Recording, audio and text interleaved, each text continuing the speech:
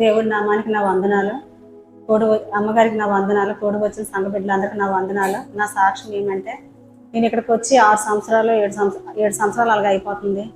నేను ఎక్కడెక్కడ ఎన్నెన్నో చర్చిలు తిరిగినాను, కానీ నాకైతే శాంతి లేదు, సమాధానం లేకుండా తిరిగినాము. మేము ఇక్కడికి వచ్చి సంవత్సరం కూడా దేవుని సన్నిధికి వెళ్ళే వాళ్ళం, వచ్చేవాళ్ళం, కానీ మాకైతే అంతగా మంచిగా అయితే అనిపించలేదు. మా సమస్యలు రోజు రోజు పెరిగివే కానీ ఇంకేం తగ్గలేదు. జీజస్ కింగ్డమ్ చర్చికి మేము వచ్చి ఇప్పుడు 7 సంవత్సరాలు అయింది. మా జీవితంలో అమ్మగారు సంజయరాని అమ్మగారు ప్రార్థన చేస్తే మాకు చాలా సమస్యలు తీరాయి. తర్వాత అమ్మగారు నోటంటే ప్రతి మాట కూడా మా జీవితంలో జరిగింది. ఎందుకనేసి అంటే మా ఆయనకి కోర్టు కేసు ఉండేది.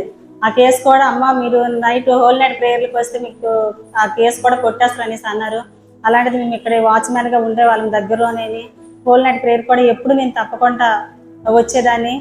అది కొన్ని సంవత్సరాలు తిరగవలసిన కేసు 3 నెలలకే దేవుడు ఇంకా కొట్టిస్తాడు. అమ్మగారు ప్రార్థన మాకు ఈ చర్చికి వచ్చి మా జీవితంలో ఎన్నెన్నో మేలు చూసాము.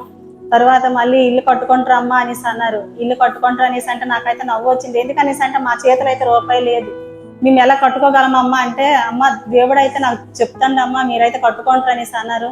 దేవుడు ఎంత అద్భుత రీతిగా చెప్పారు. అమ్మగారు అయితే జనవరి నెలలో చెప్పారు, మేము 5వ నెలకే మేము పూర్తి చేస్తాము. ఏ రకంగా కట్టామనేది కూడా మాకు అసలు చాలా అద్భుతం అనమాట.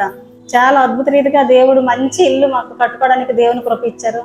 తర్వాత మళ్ళీ అమ్మ మీ ఇంట్లో శుభకార్యం జరుగుతుందమ్మా అన్నారు. అప్పుడు కూడా ఏం జరుగుతుందా అని ఇంక నేనైతే అనుకున్నాను. కానీ నా కూతురికి అయితే అద్భుత రీతిగా దేవుడు ఘనంగా పెళ్లి చేస్తాడు.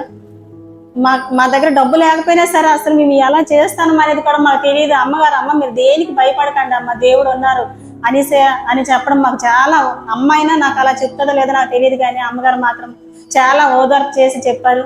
తర్వాత జీసస్ కింగ్డమ్ చర్చికి వచ్చి నా జీవితంలో 1, 2 కాదు, మా ఆయన డ్యూటీ విషయంలో కూడా డ్యూటీ కాంట్రాక్ట్ చేసేస్తామని అన్నారు. అప్పుడు కూడా మాకు చాలా భయం అనిపించింది. 2 సంవత్సరాలు చేసి కూడా చేసేస్తారా అని భయం వేసింది. అమ్మగారు కదా మీరు దేనికి భయపడకమ్మా, ప్రార్థన చేస్తాము, అదైతే కాంట్రాక్ట్ చేయరు అని అన్నారు. ఇంతవరకు అయితే దాంట్లో అయితే కాంట్రాక్ట్ కాకుండా షాప్ తరపునే ఉన్నారు.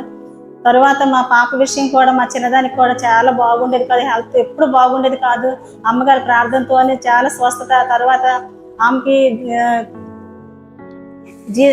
బిఎస్ నర్సింగ్ చదివిస్తాను అనేసి అంటే మాలోనైతే ఏమీ లేదు, మాకంటూ భూముల పుట్టలు ఏమీ లేవు. అసలు అమ్మగారి ప్రార్థన మాకు కష్టమే, దేవుడి కృపే, ఇంక మాకంటూ ఏమీ లేదు. అమ్మగారు కదా మీరు ఎలాగైనా కడతారమ్మా, ఫీజు కట్టి చదివిస్తారు, నేను ప్రార్థన చేస్తాను, మీరు ఏం భయపడకండి అని చెప్పారు. అంతలో కూడా ఇప్పటి వరకు అయితే 3వ సంవత్సరం పూర్తి చేసింది, ఇంకా 4వ సంవత్సరంలోకి వస్తుంది. అమ్మగారి ప్రార్థనతో మా జీవితాలతో ఎన్నెన్నో మేలుతో తృప్తి పడ్డాము. దేవుని కృప కూడా, సంఘం ప్రార్థన కూడా మాకు ఈ చిన్న సాక్ష్యం దేవుడు దీవించిన గాక.